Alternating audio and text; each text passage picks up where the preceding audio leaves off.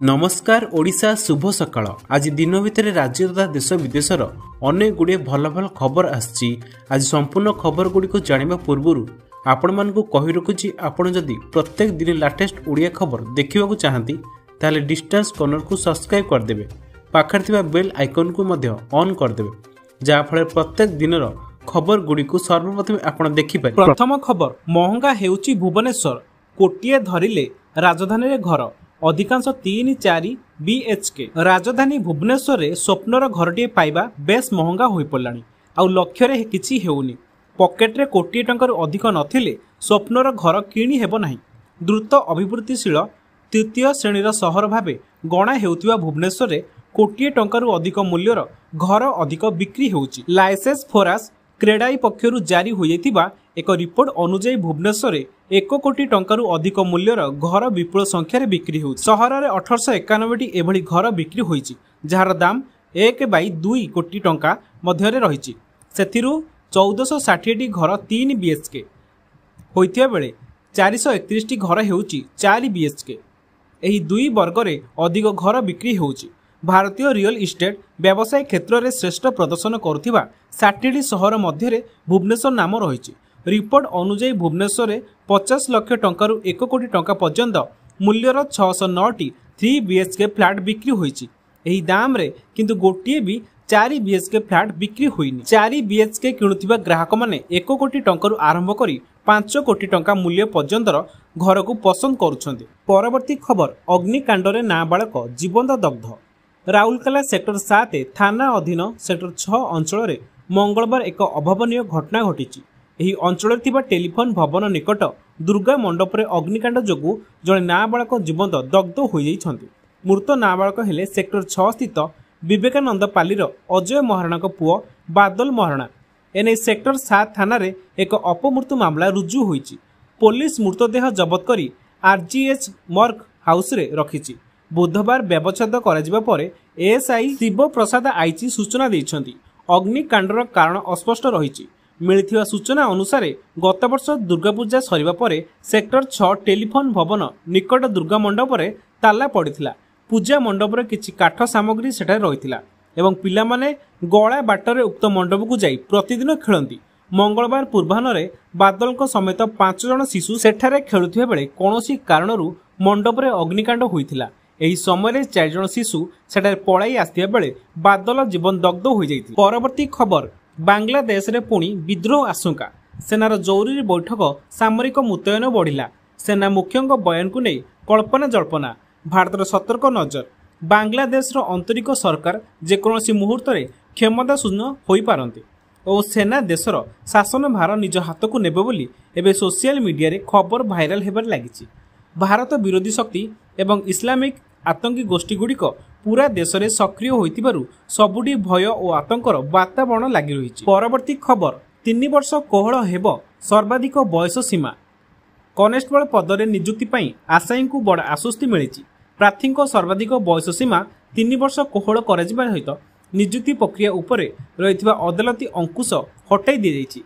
कार्यकारी मुख्य विचारपति जस्टिस अरिदम सिन्हा और जस्टिस मुर्गांग शेखर साहू को नहीं गठित खंडपीठ रे आज ए संपर्कित रिट अपील शुणाणी बेले सरकार तरफ मुख्यमंत्री अध्यक्षतार अनुष्ठित उच्च स्तरीय बैठक रे संग्रह कराइथिबा निष्पत्ति को संक्रांत रे अवगत कराइथिला।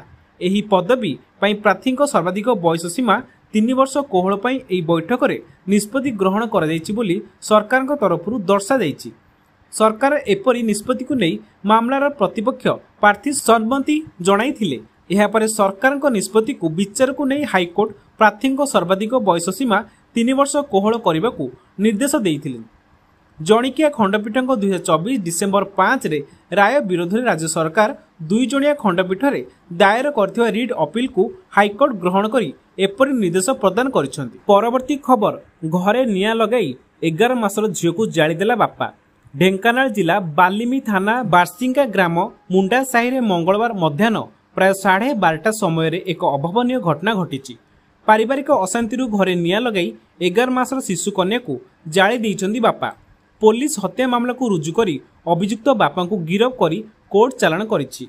बारसिंगा ग्राम मुंडा साही भरत साहू सान पुओ बणी ओरफ बाबुली साहू मंगलवार मध्याह्न पारिवारिक अशांति स्त्री सुभद्रा साहू को माड़ निर्यातना देवा सह घर बाहर करदे किंतु घरे शोइथिबा 11 मासर शिशु कन्या को मां नहीं पारि नथिले।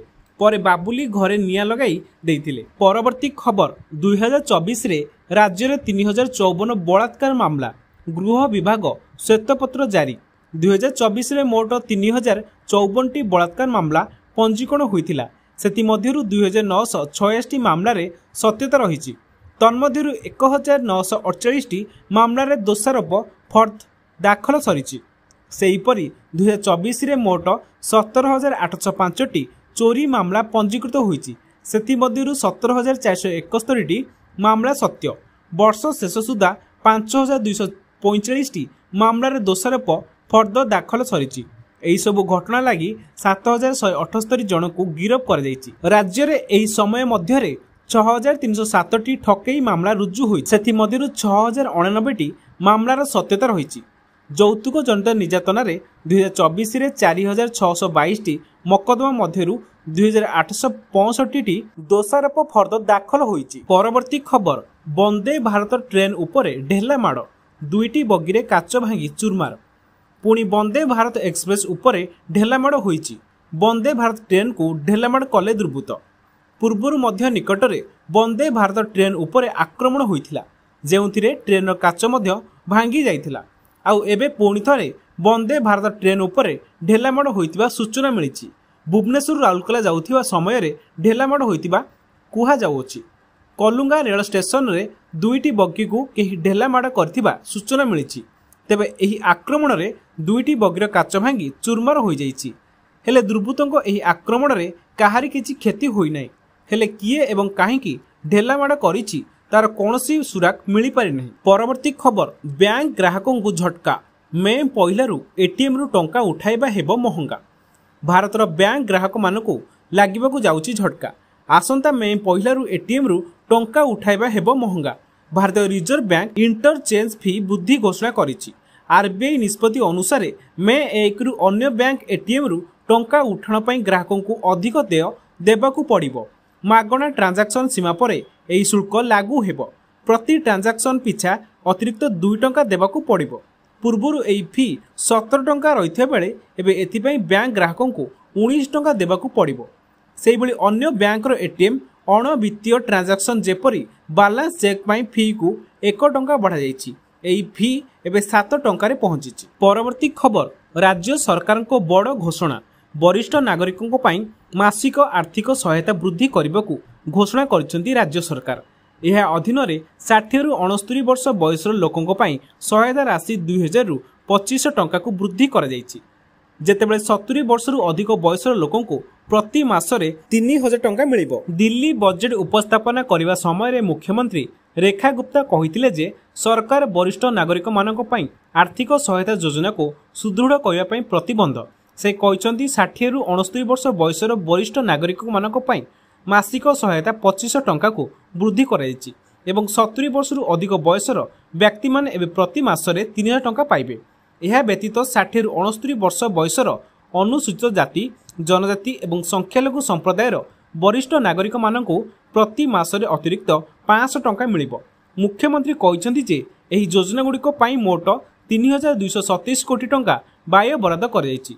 5 नवेम्बर 2024 रे तत्कालीन आम आदमी पार्टी सरकार वृद्ध मानकु एही उपहार देइथिले। तापर दिल्ली सरकार वरिष्ठ नागरिक मानक पई पेंशन योजना आरंभ कले। परवर्ती खबर सुप्रीम कोर्ट को बड़ शुणाणी। गछ काटिबा मनुष्य को हत्या करबा ठारू भी बड़ अपराध। सुप्रीम कोर्ट मंगलवार दिन निजर एक गुरुत्वपूर्ण शुणाणी करिसेंती। एही निर्देश रे से कहिसेंती जे बहु संख्यारे गछगुडी काटिबा कोनोसी मनुष्यर हत्या करबा ठारू भी बड़ अपराध। परिवेश को क्षति पहुंचाउथिबा लोकों को कोनोसी प्रकार छड़ा जाई परिबो नाही एवं बेआईनी भावे कटा जाउथिबा प्रत्येक गछ उपरे 1 लाख टंका जरिमाना धार्य करा जाई अछि। विचारपति अभय एस ओका एवं जस्टिस उज्जवल भुइयां को बेस स्पष्ट करिसेंती जे बिना अनुमति रे गछ काटुथिबा लोकों को उपरे कड़ा कार्यानुष्ठान ग्रहण करा जिवो। कोर्ट 454 संरक्षित गछर बेआईनी भावे काटुथिबा लोकोंकर आवेदन को प्रत्याख्यान कर दैछंती। एथिसह सेमानकर जरिमाना को कम करने को मना कर दैछंती। परवर्ती खबर भारत निर्माण कला स्वदेशी एमआरआई मेसिन। एम्स रे हेबो परीक्षा।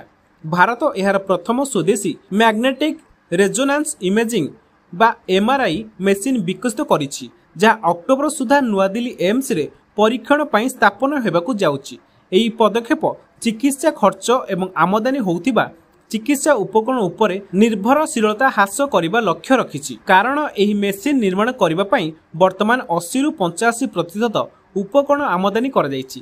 ସ୍ୱଦେଶୀ ଏମଆରଆଇ ମେସିନ୍ ଭାରତକୁ ଚିକିତ୍ସା ପ୍ରଯୁକ୍ତି ବିଦ୍ୟାରେ ଅଧିକ ଆତ୍ମନିର୍ଭରଶୀଳ କରିବାରେ ସାହାଯ୍ୟ କରିବ। ସାମ୍ବାଦିକମାନଙ୍କ ସହ ଆଲୋଚନା କରି ଏମ୍ସ ନୂଆଦିଲ୍ଲୀ ନିର୍ଦ୍ଦେଶକ ଏମ୍ ଶ୍ରୀନିବାସ କହିଛନ୍ତି ଯେ ଏହି ପଦକ୍ଷେପ ବିଭିନ୍ନ କମ୍ପାନୀ ଏବଂ ପ୍ରତିଷ୍ଠାଗୁଡ଼ିକୁ ଆବଶ୍ୟକୀୟ ପରିବର୍ତ୍ତନ କରିବାରେ ସାହାଯ୍ୟ କରିବ ଏବଂ ଦେଶରେ ବିଶ୍ୱର ସର୍ବୋତ୍ତମ ଉପକରଣ ଭାବେ ପ୍ରତିଷ୍ଠା ଆଣିପାରିବ। ପରବର୍ତ୍ତୀ ଖବର, ପ୍ରେମ, ପ୍ରତିଶ୍ରୁତି ଓ ସ୍ୱୀକୃତିକୁ ଏକ ନିଆରା ପ୍ରେମ କାହାଣୀ। ପ୍ରଥମେ ପରିବାର ସମ୍ପର୍କକୁ ଗ୍ରହଣ କରିନଥିଲେ, ହେଲେ ଧୀରେ ଧୀରେ ଭଲ ପାଇବା ମିଳିଥିଲା। 64 ବର୍ଷ ତଳେ ଘରୁ ପଳାଇଥିଲେ, ପରିବାର ବିନା ସ୍ୱୀକୃତିରେ ବିବାହ କରିଥିଲେ, ଏବେ ପୁଣି ଆଉ ଥରେ ପୁନଃ ବିବାହ କରିଛନ୍ତି। ପରିବାର ନାତି ନାତୁଣୀଙ୍କ ଗହଣରେ 64ତମ ବିବାହ ବାର୍ଷିକୀ ପାଳନ କରିଛନ୍ତି ଏହି ଦମ୍ପତି। 80 ବର୍ଷ ବୟସରେ ପରିଜନଙ୍କ ଉପସ୍ଥିତିରେ ବିବାହ କରିଛନ୍ତି ହର୍ଷ ଓ ମୃଦୁ। ଗୁଜରାଟର ଗୋଟିଏ ହୃଦୟସ୍ପର୍ଶୀ ପ୍ରେମ କାହାଣୀକୁ ନେଇ ଏବେ ଚର୍ଚ୍ଚା। ଗୁଜରାଟର ଦମ୍ପତି ହର୍ଷ ଓ ମୃଦୁ ସେମାନଙ୍କର 64ତମ ବିବାହ ବାର୍ଷିକୀକୁ ଅତ୍ୟନ୍ତ ଅସାଧାରଣ ଉପାୟରେ ପାଳନ କରିଛନ୍ତି। 80 ବର୍ଷ ବୟସରେ ଉଭୟ ବିବାହ କରିଛନ୍ତି, ଯାହା ଦୀର୍ଘ 60 ବର୍ଷ ତଳେ ହୋଇପାରି ନଥିଲା। ନିଜର ସନ୍ତାନ ଓ ନାତୁଣୀ ମାନଙ୍କୁ ଏବଂ ବଡ଼ ପରିବାର ଗହଣରେ ଏହି ନିଆରା ବିବାହ ଅନୁଷ୍ଠିତ ହୋଇଛି। 1960 ଦଶକରେ ଏହି ଦମ୍ପତିଙ୍କର ପ୍ରେମ କାହାଣୀ ଆରମ୍ଭ ହୋଇଥିଲା।